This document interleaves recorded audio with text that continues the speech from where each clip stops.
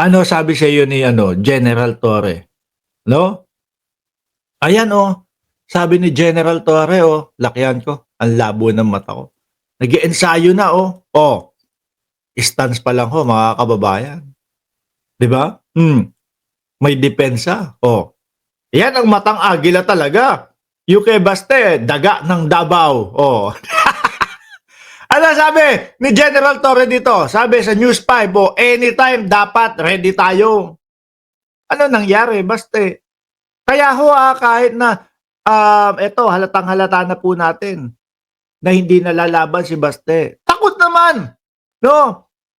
Base po doon sa mga binitawang salita ni Baste Duterte, mga kababayan, wala na yan, no? Parang bata lang ho yan na kapag pinatulan na yung kanyang hamon, hey, ganito, tawagin ko kuya, oh, gusto mo, kayo na lang na to kuya ko eh. Ganun na ho yan.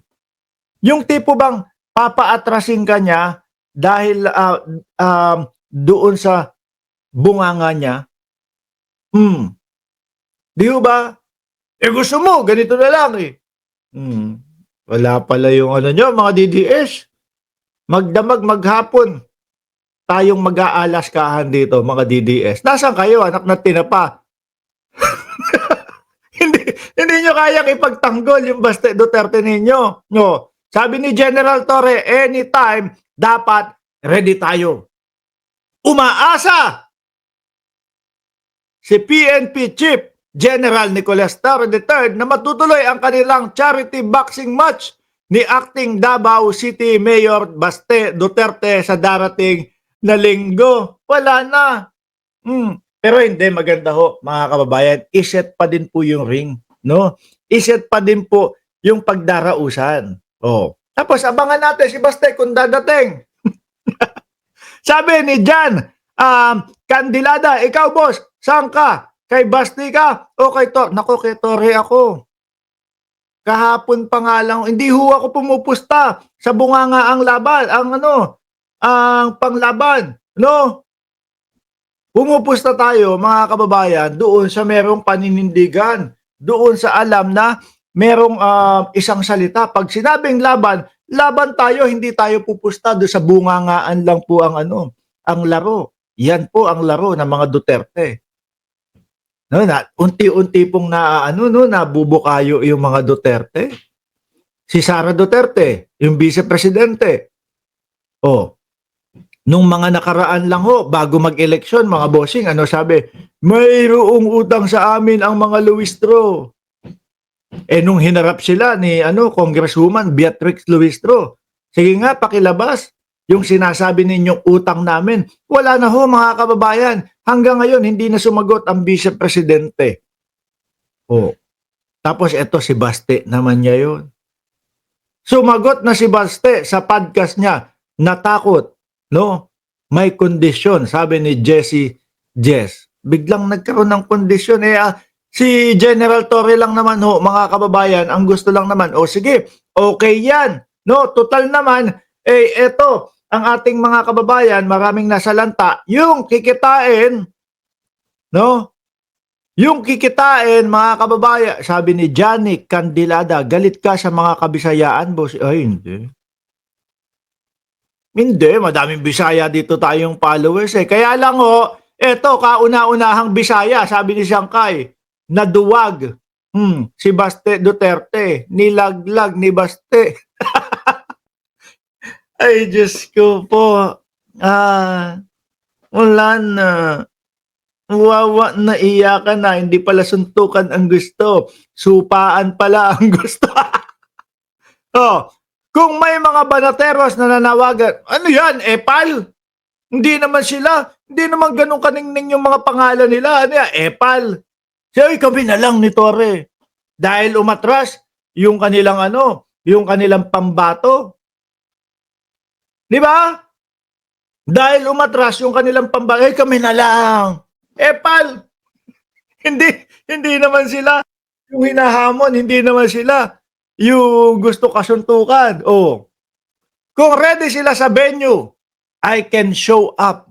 Nako, malamang ho yan, may magtatayo ng venue. Ay, gusto ko to!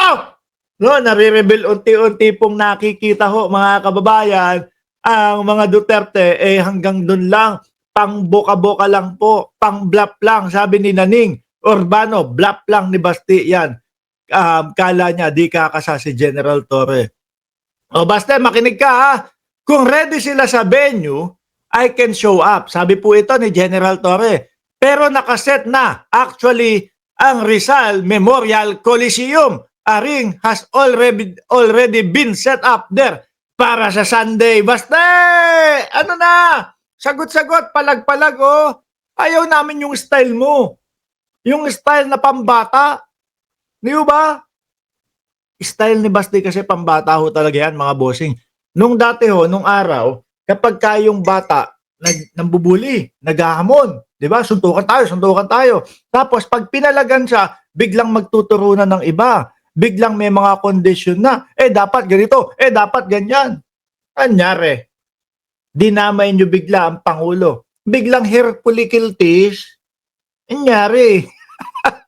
Giit naman niya. Matuloy man o hindi, patuloy ang kanilang pagdidistribute ng mga ayuda sa mga nasalantang bagyo. Yun lang ho ang pinagkaiba nung mga Duterte. At eto pong mga nasa gobyerno, mga bossing. Except Sara Duterte. Tuloy-tuloy pa din po ang pagtatrabaho para doon sa mga kababayan na nasasalanta ho, mga bossing. No? Na nasasalanta ng bagyo, mga boss. Di ba?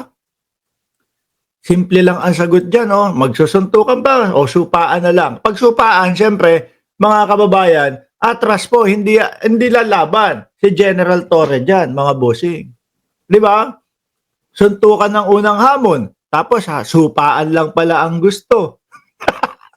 Di ba? Ready na si General Torre. Wala nang suled. Boss Mark, wala na. Hindi ko na masyadong nakikita, mga kababayan. No, sabi ni Margie Barcebal, ay oo nga, naka-boxing shorts lang sila. Di pwede si Baste. Makikita yung tato niya. Sayang ang tato, sabihin nyo. Ang dami-daming tato, hindi naman pala papalag.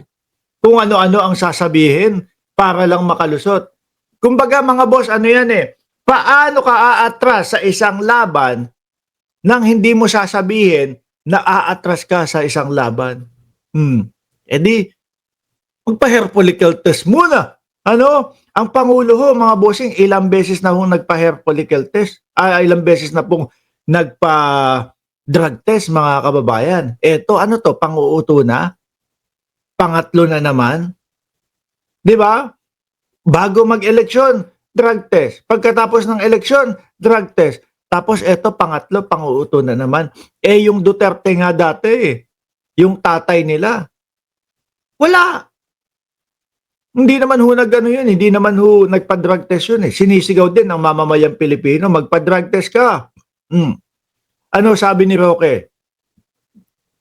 Hindi dapat utusan ang Pangulo na magpa-drug test. Walang nagawa ang mamamayang Pilipino, di ba? Eto kay Pangulong Bongbong Marcos, 3 beses na, 2 beses na. Uto-uto na ho ang tawag sa Pangulo pagka pumangatlo pa yan. Tsaka isa lang naman ho ang sasabihin ng mga DDS niyan Kapag pagka ho ginawa ni Pangulo yung magpa-hair follicle test, uto-uto pala si Marcos, biglang gaganyan niya mga yan, mga boss.